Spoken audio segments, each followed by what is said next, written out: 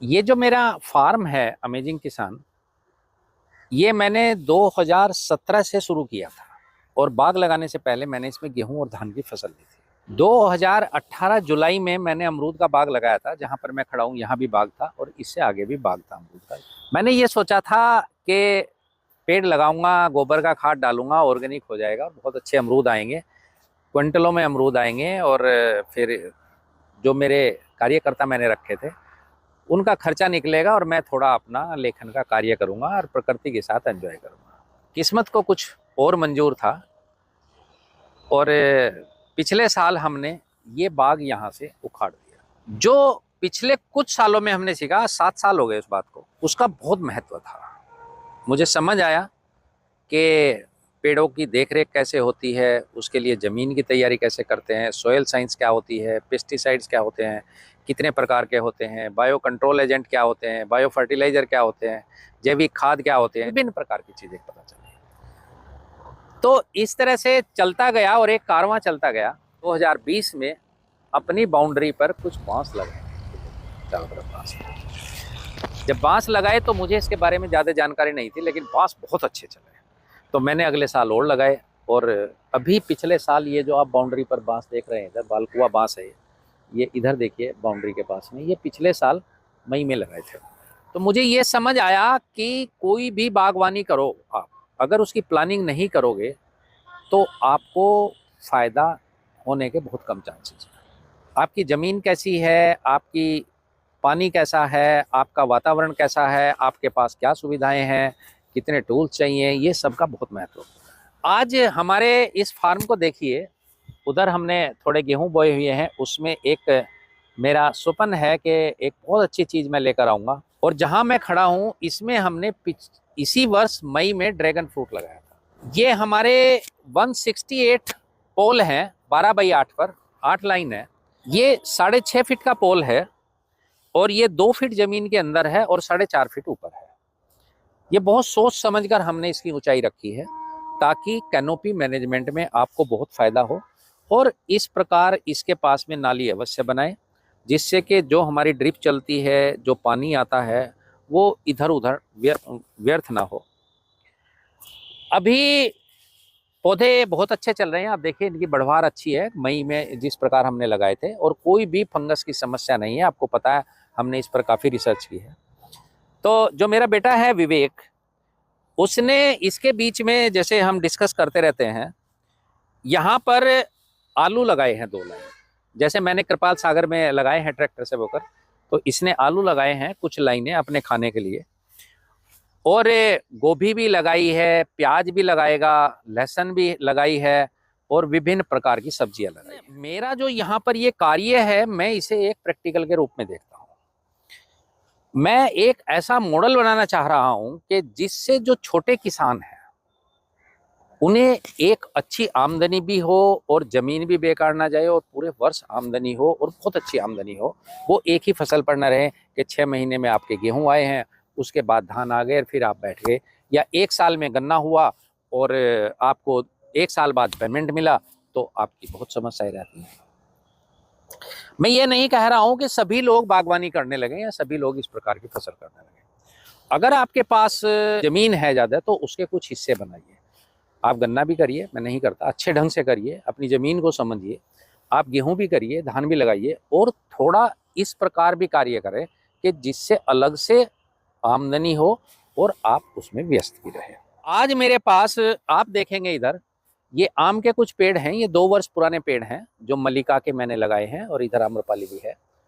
मेरे पास अंजीर के पेड़ हैं जो मैं दिखाता रहता हूँ, अनार के पेड़ हैं मेरे पास में, मेरे पास इसके आड़ू के पेड़ हैं, इधर मैंने लगाए हैं, और लगभग सभी प्रकार के अमरूद के पेड़ मैंने लगा रखे हैं और बहुत अच्छे चल रहे हैं, जो इसी वर्ष लगाए हैं।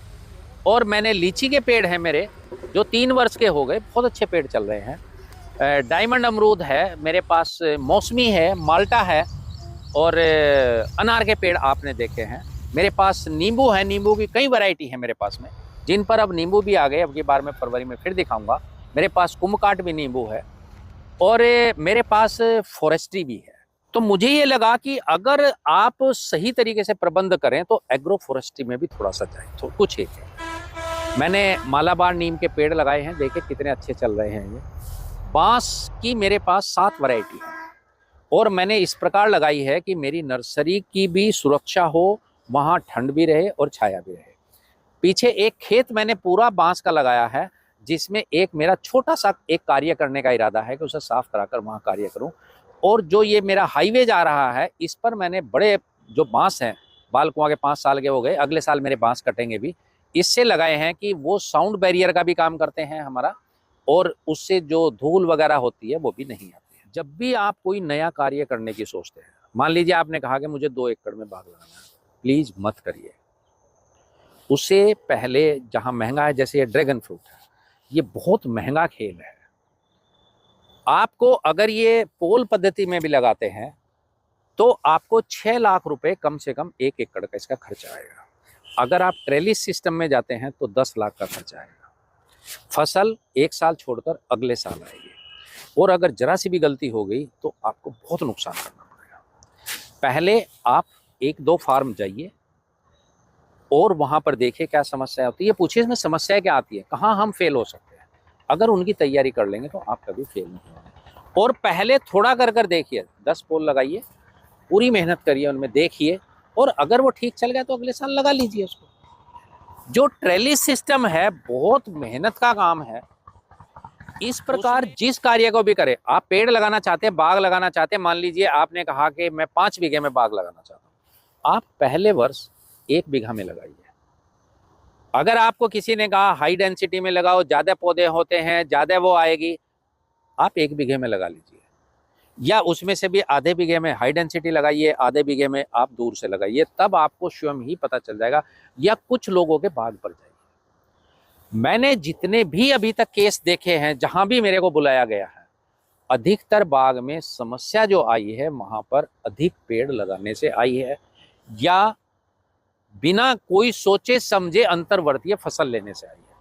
कुछ लोगों ने लगा दिया, बीच में कोई भी फसल डाल दी, ये नहीं देखा कि ये जो फसल ले रहे हैं इसका हमारी मुख्य फसल पर क्या असर पड़ेगा।